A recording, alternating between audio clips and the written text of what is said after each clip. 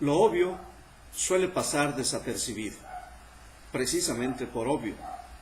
Jacques Lacan.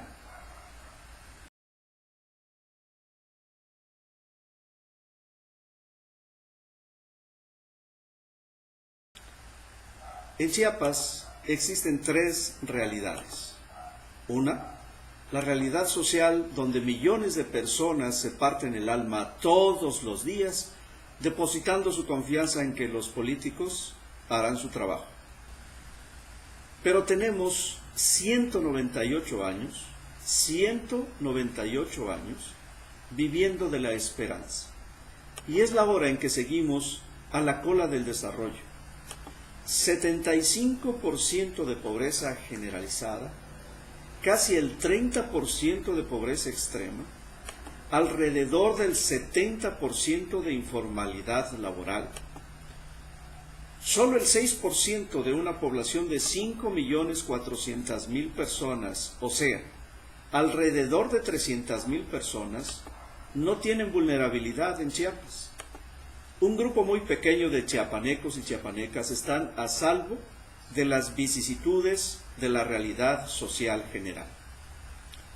La realidad social es la razón del gobierno, pero el gobierno no comprende esa razón e incumple casi todo el tiempo. Otra realidad es la de la política, donde medran catervas de políticos de muy variado origen y talante, una élite política que cada 3 o 6 años sale a prometer que la realidad social cambiará, pero todo sigue igual y la esperanza muere, para luego revivir como el ave fénix en cada época de elecciones, cada 3 o 6 años. Lo único que cambia es la riqueza de esos políticos, expoliando, arrebatando los beneficios de la economía a la mayoría de chiapanecos y chiapanecas. Lo decía Hank González, político priista: un político pobre es un pobre político. Por eso no piden que les den, sino que los pongan donde hay. Esta realidad política es una realidad alterna a la social. Como en un multiverso, obedece a otra lógica, a otras leyes contra natura, donde las cosas no caen por su propio peso, porque para eso está la justicia que se compra y se vende al mejor postor, para impedir que las leyes y la legalidad se cumplan. Toda ilegitimidad e ilicitud es moneda de cambio en este sector de transacciones millonarias. Somos una entidad con casi nulo Estado de Derecho, un concepto que no solo implica la legalidad, es un concepto más amplio. Hay otra realidad que es un secreto a voces, pero como los extraterrestres, todos la nombran, todos dicen haberla visto, pero no hay testimonios físicos de su existencia, porque para eso están las dependencias normalizadoras de la corrupción, como la Auditoría Superior del Congreso del Estado, la Secretaría de Hacienda, la Contraloría o como se llame, y otras que cierran el circuito de la corrupción y la impunidad. En esa banda, en ese sótano de la realidad política y social, cientos de personajes comercian con los puestos políticos. En esa banda de la realidad se toman las verdaderas decisiones electorales, porque ahí es donde se crean las estructuras de votantes con recursos del erario que serán subastadas, convenidas, transadas, transferidas, declinadas a favor de quien ordene la verdadera élite que gobierna el país.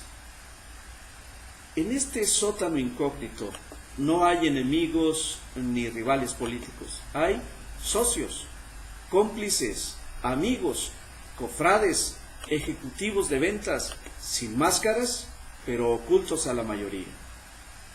En este sótano se teje la antidemocracia. En este sótano se realizan transacciones millonarias. Leyendas urbanas dicen que la presidencia municipal de Tuxtla cuesta 80 millones de pesos.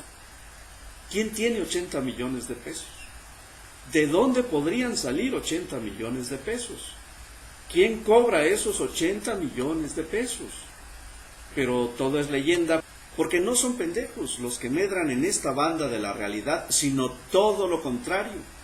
Son verdaderos genios de las finanzas, del desvío de recursos, de las negociaciones, de la cooptación, artífices de la persuasión, lícita o ilícita, pero todos son astutos como una zorra. Mientras tanto, la realidad social medra en las peores condiciones, aunque las ciudadanas y ciudadanos ponen de su dinero para hacer la vaquita del presupuesto, que luego será robado, desviado, transado, transferido, etc., para otros menesteres, necesidades y objetivos, menos para lo legítimo. En este sótano circulan miles de millones de pesos que no son productivos para Chiapas, sino que solo funcionan como lubricante para las tranzas y las negociaciones electorales. Estas tres realidades conviven en el mismo instante en la línea del tiempo. Pero hay un elemento que no aparece en ninguna de estas tres bandas de la realidad total: la ética. La ética tiene que ver con el comportamiento entre socios, entre aliados, que de eso trata la sociedad, de un acuerdo entre aliados, entre socios. El respeto es mirar dos veces al otro y considerarlo. La justicia es dar a cada quien lo que le pertenece. Y la honestidad es hablar con verdad y la decisión de actuar con respeto y justicia. Estos tres valores básicos no tienen cabida en una realidad donde la trampa, la tranza y la traición a la sociedad y la traición a la sociedad es pan de todos los días. A río revuelto, ganancia de políticos. Curiosamente, somos un país cristiano, con varias denominaciones, pero esos principios del cristianismo no se cumplen. Las máximas, amaos los unos a los otros y ama a tu prójimo como a ti mismo, parecen impracticables en un estado donde el egoísmo, la corrupción, la astucia ventajosa y la traición a la Constitución son una ley no escrita, pero muy poderosa. La Constitución es el acuerdo soberano entre ciudadanas y ciudadanos, soberanos también, que nos pone en igualdad y nos exige civismo, que es la voluntad de ser sociedad, para que a través del bien común aspiremos a la felicidad, el bien mayor en esta aventura llamada existencia. La conciencia social y la ética tienen que ver con la educación.